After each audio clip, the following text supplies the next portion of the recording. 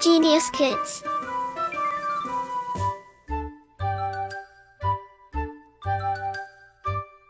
Cultivating love for learning. अध्याय 19 कहानी लेखन स्टोरी राइटिंग। कहानी सुनना सुनाना व कहानी पढ़ना बहुत रुचिकर है। आपने अपने दादा दादी नाना नानी से अनेक कहानियाँ सुनी होंगी। इसके अलावा आपने कुछ कहानियाँ अपनी पिछली कक्षा में अवश्य पढ़ी होंगी। कहानी लिखने के लिए कल्पना, कौशल और कला की आवश्यकता होती है। कहानी लिखने के लिए थोड़ा प्रयास और अभ्यास भी आवश्यक है। अभ्यास करके आप कहानी लिखने में कुशलता प्राप्त कर सकते हैं। कहानियाँ अनेक प्रकार की होती हैं, जैसे राजा रानी, शहर, गांव, जानवर व पक्षी की कहानियाँ आदि। यहाँ कुछ कहानियाँ दी जा रही हैं। इन्हें पढ़िए और समझिए तथा इसी प्रकार अन्य कहानियाँ लिखने का प्रयास कीजिए। एक लोमड़ी और बगुला, फॉक्स एंड हेरोन। एक जंगल में लोमड़ी और बगुला रहते थे। धीरे धीरे उनमें मित्रता हो गई। बगुला बहुत सीधा था, जबकि लोमड़ी बहुत चालाक थी। एक दिन लोमड़ी ने बगुले को अपने घर दावत पर बुलाया। लोमड़ी ने थाली में खिचड़ी परोसी। लंबी चोंच होने के कारण बगुला बहुत थोड़ी सी ही खिचड़ी खा पाया और लोमड़ी ने जल्दी से अपनी सारी खिचड़ी खा ली और बगुले से बोली, अरे बगुला भैया, आज शायद तुम्हें भूख नहीं लग रही, इसलिए इतनी थोड़ी खिचड़ी खाई है। लेकिन कोई बात नहीं, तुम्हारी खिचड़ी को भी मैं खा लेती हूँ। इतना कहकर वह बगुले की खिचड़ी भी चट कर गई। बगुले को बहुत गुस्सा आया और उसने लोमड़ी को सबक सिखाने की ठान ली। कुछ दिन बाद बगुले ने लोमड़ी को अपने घर दावत पर बुलाया। लोमड़ी बहुत खुश होकर दावत खाने के लिए गई। बगुले ने सुराही में भोजन परोसा। उस सुराही के अंदर लोमड़ी का मुंह नहीं जा सकता था। बगुला अपनी लंबी चोंच के कारण बड़े आराम से सुराही में से भोजन निकालकर खाता रहा। लोमड़ी एक कोने में बैठी हुई बगुले को खाते हुए देखती रही। लोमड़ी को अपनी गलती का एहसास हो रहा था।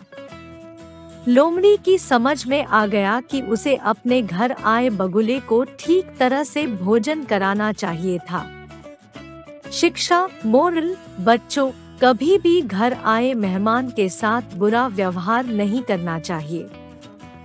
2. बचत की आदत, हैबिट ऑफ सेविंग। सर्दियों के बाद गर्मी की ऋतु आई। सभी वस्तुएं चमकदार और सुंदर दिख रही थी। फूल खिले थे, पेड़ हरे भरे थे, घास मुलायम थी, भोजन की कमी न थी। एक टिड्डा अपने में आनंदमग्न रहता था। वह पेट भरकर खाता था और झूमते गाते टहलता रहता था। एक दिन उसने एक चींटी को कठिन परिश्रम करते देखा। वह भोजन को पहले एक स्थान पर जमा करती, फिर उसे ढोकर ले जाती। टिड्डा चींटी के पास गया और बोला, तुम क्यों इतनी मेहनत कर रही हो जबकि मौसम इतना अच्छा है? मेरी तरह मौज करो और सुरीले गीत गाओ। चींटी बोली, सभी चींटियां सर्दियों के लिए भोजन इकट्ठा कर रही हैं, इसलिए मैं भी सर्दियों के लिए भोजन इकट्ठा कर रही हूँ। टिड्डा चींटी पर हंसा। उसने कहा, कितने दुख की बात है। जब समय आनंद मनाने का है, तुम कड़ी मेहनत कर रही हो। यह कहते हुए वह मौज मनाने के लिए उड़ गया। धीरे धीरे गर्मियां बीत गई, सर्दियां आ गई। गर्मी की चमक और सुंदरता चली गई। भोजन की कमी हो गई। टिड्डे को भोजन प्राप्त करने में कठिनाई होने लगी। एक दिन टिड्डे के पास खाने को कुछ भी नहीं था। वह चींटी के घर गया। उसने कहा, प्रिय चींटी, मैं भूख से मर रहा हूँ। मुझे कुछ खाने के लिए दो। चींटी ने कहा, तुमने गर्मियों में क्या किया? वह बोला, मैंने गर्मियों का समय नाचने गाने में व्यतीत कर दिया। तब सर्दियों को भी नाचते गाते व्यतीत करो। यह कहकर चींटी ने अपने घर का दरवाजा बंद कर लिया।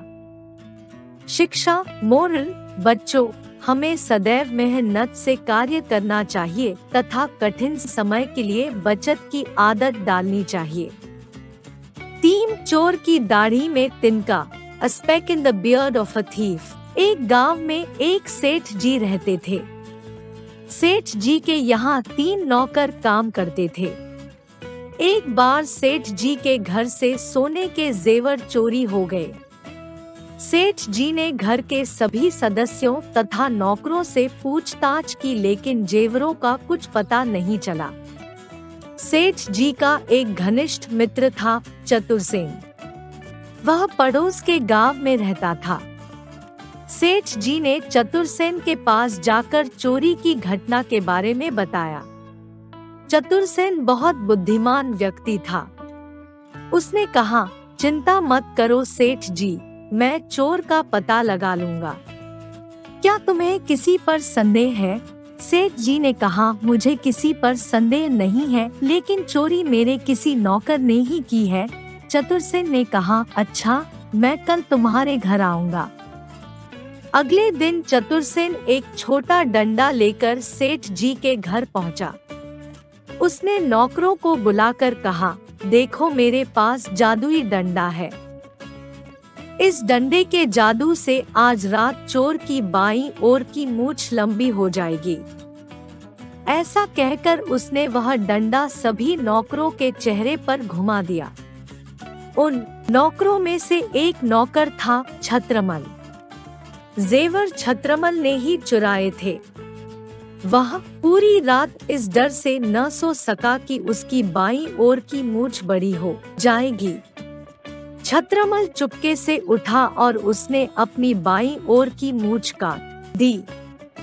अगले दिन चतुरसेन ने नौकरों को बुलाया और छत्रमल की कटी मूंछ देखकर कहा, सेठ जी, चोर पकड़ा गया।